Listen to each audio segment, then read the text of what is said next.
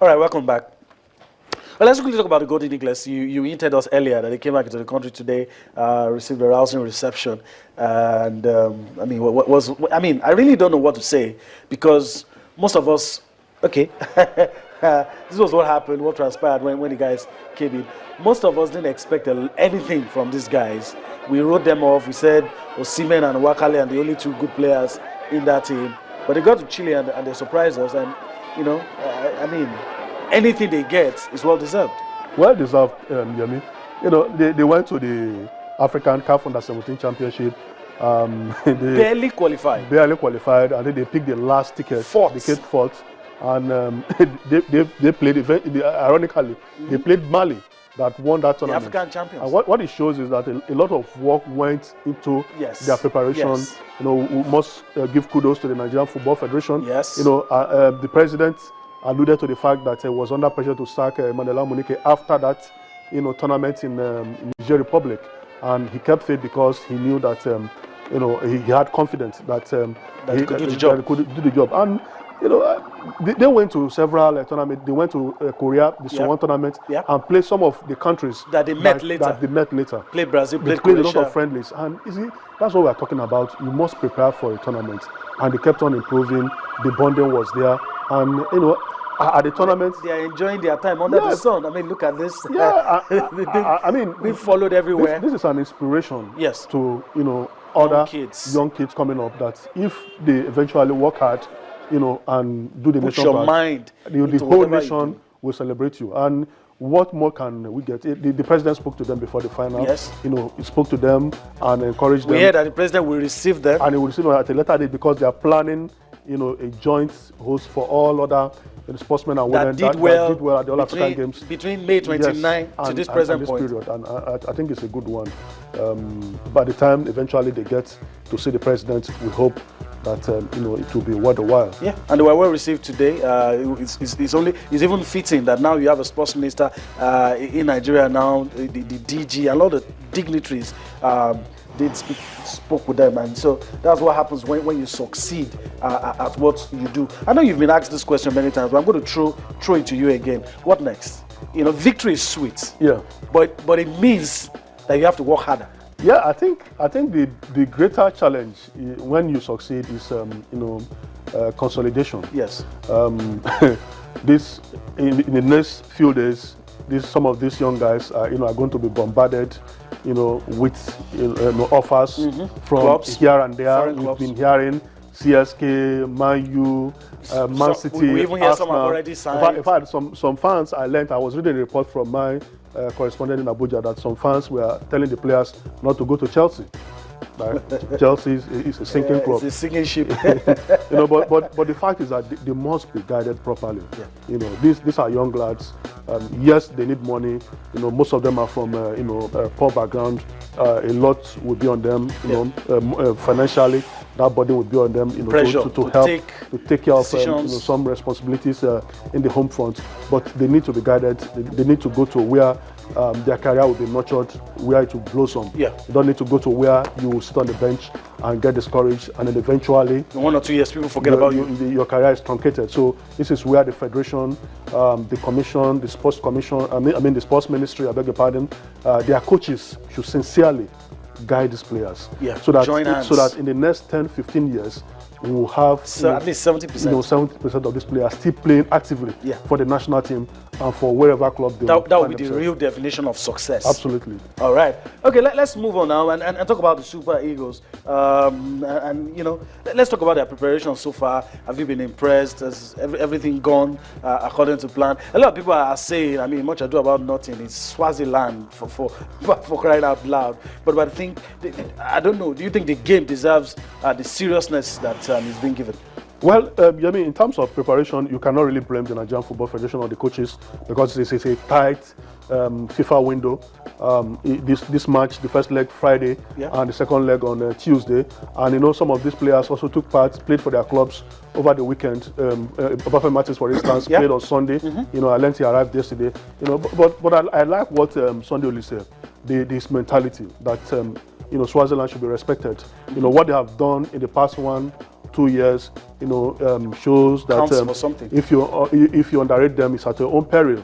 They defeated Guinea, though people argue that Guinea played in Morocco, during the Ebola virus crisis, and they also hammered Djibouti in the first round of the qualifiers.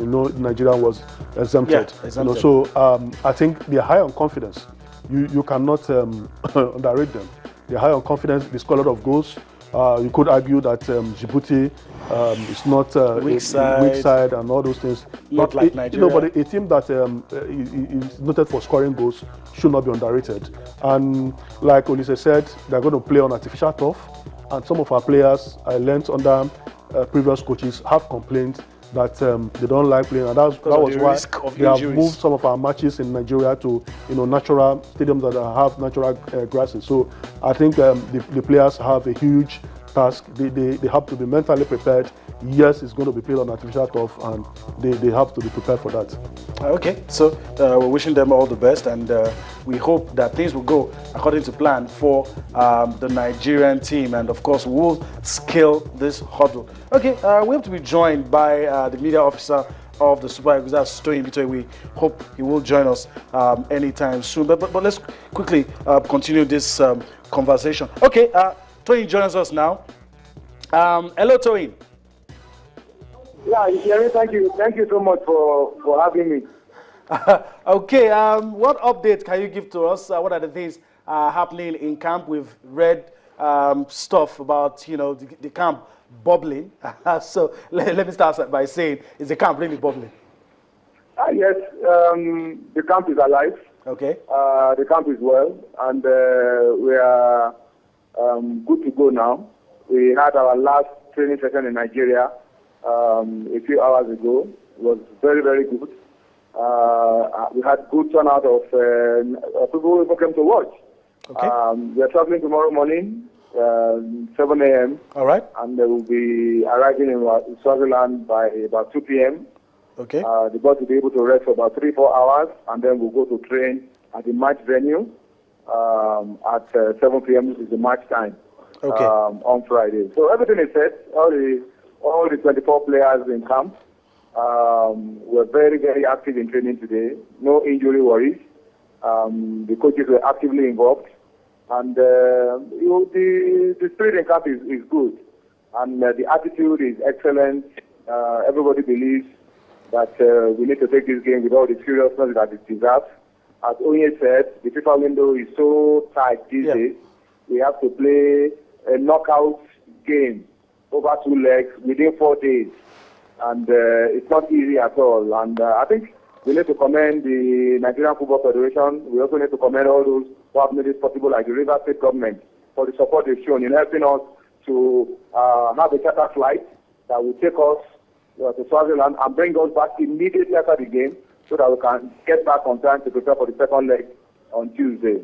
So with the attitude and the quality that we have in this team, I'm very optimistic that we will go to Swaziland, do the business on Friday, and come back to Port Harcourt and do it again on Tuesday. I'm so optimistic that we'll get a good result. All right, I think we share your optimism here, but then again, we're tempted to ask you, how much does the coach know about the opponents? I can tell you for sure that we know enough. Okay. We know enough. We are not taking that for granted. In the last couple of years, these guys have ruffled a few feathers. They've beaten Guinea. They've, I think, beaten South Africa or play a draw with South Africa. And then just the first round of the 2018 World Cup qualifiers, they demolished Djibouti home and away.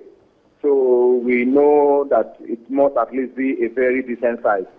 So we're not taking that for granted, and we know that this is a World Cup. It's the highest level of football that any national team will want to be involved in. And we cannot afford to take them for granted and then be shocked out at this stage. So we know enough about Swaziland. We know that they are also aware of what the Eagles are bringing. All right. But we have momentum on our side, and I'm sure that Swaziland is not a country that will stop us now from going to the 2018 World Cup. With what we've done, with the quality, with the determination, with the commitment, and the amount of work that the coaches have put in. Swaziland is not stopping us. They can't stop us. Okay. well, Tony, we share your optimism. Okay. You know, but the fact is that in the past, the Eagles have complained that they don't like playing on artificial pitch, and that's why in Nigeria they play in Port Harcourt, they play in Kaduna, where you have natural grasses. You know, going to Swaziland and you're going to play on artificial turf, what is the mentality of the players? We cannot choose where games will be played, particularly away from home. We have to make do with whatever we are offered. That's the way it is for away games. And in Africa, once your opponents know that you don't like to play on a particular surface, they want to play home advantage and take you there to play. We already know that they're going to be playing on artificial turf. The coach already knows that the game will be on artificial turf, and the coach has been talking to the boys, he's been psyching them up, has been planning with them that, look, this is going to be difficult for us. How do we approach this game on artificial turf with all the energy that we have, play that game, risk whatever